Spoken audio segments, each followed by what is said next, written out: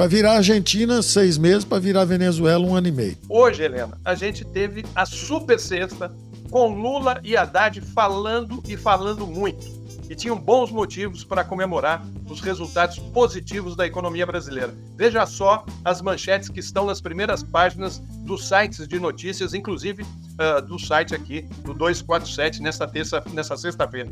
Olha só, dados do PIB surpreendem e crescimento deve atingir 3% no final do ano, diz Haddad. Para virar Argentina, 6 meses, para virar Venezuela, 1 ano e meio.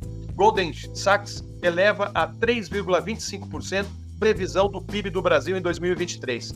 Para virar Venezuela, 1 ano e meio. Brasil pode voltar a ser a 10ª economia do mundo em 2023, aponta a agência de classificação de risco. Para virar Venezuela, 1 ano e meio. Simone Tebet, crescimento do PIB superou expectativas do mercado. Para virar Venezuela, 1 ano e meio. O ministro da Fazenda, Fernando Haddad, comemorou o resultado acima do esperado do PIB do Brasil. Para virar Venezuela, 1 ano e meio. Balança comercial brasileira tem superávit de quase 10 bi em agosto. Para virar Venezuela, 1 ano e meio. Lula, crescimento do PIB, mostra o compromisso do governo em fazer o país crescer de forma justa.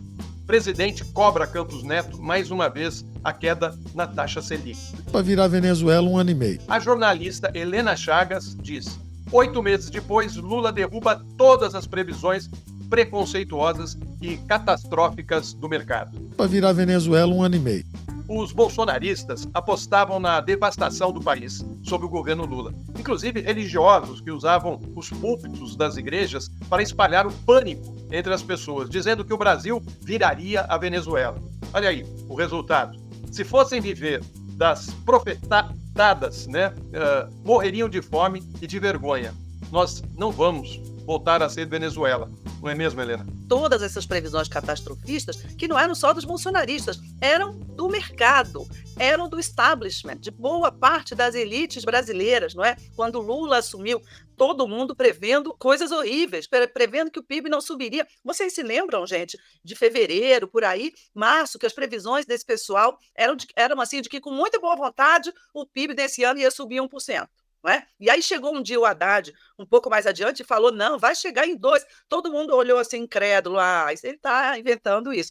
Hoje, a conclusão desse mesmo pessoal é que, mesmo que nos próximos 2 trimestres a economia não cresça num ritmo razoável, ou mesmo que ela não cresça nada, já tem um carregamento aí que vai chegar no 3% para o ano de 2023. Então, estão todos eles, não é, os sabichões da Faria Lima, alterando suas próprias previsões. Por exemplo, o Santander estava prevendo até ontem um crescimento de 1,9% para a economia este ano. Já está mudando hoje para 3,1%. O Goldman Sachs, que você mencionou aí, estava prevendo 2,65, otimista na última estimativa, e agora já está no 3,25. Então, isso não é só uma numeralha, isso tem muita importância, porque o que é o PIB? É o crescimento da economia. O que isso mostra? Mostra que a normalidade do governo Lula, a percepção de que há governo, já foi um passo muito importante para a economia voltar a crescer, para os agentes econômicos voltarem a confiar. Não é? O governo conduziu bem, fez o seu arcabouço fiscal, aprovou no Congresso, ao mesmo tempo em que retomou os programas sociais e retomou, sobretudo, as políticas de renda. Né? Aumentou o salário mínimo, fez programas para endividados, voltou a irrigar, está voltando aos poucos, né? Isso ainda está muito no início, mas está voltando a irrigar a economia, não é? Com investimento, com renda, com recursos. Então, você tem uma reação boa já da economia. É muito importante, porque no primeiro trimestre houve um crescimento enorme, muito grande da economia, mas todo mundo fala assim, não, foi só agora e ela está em desaceleração. Realmente, a economia está em desaceleração perante o primeiro trimestre.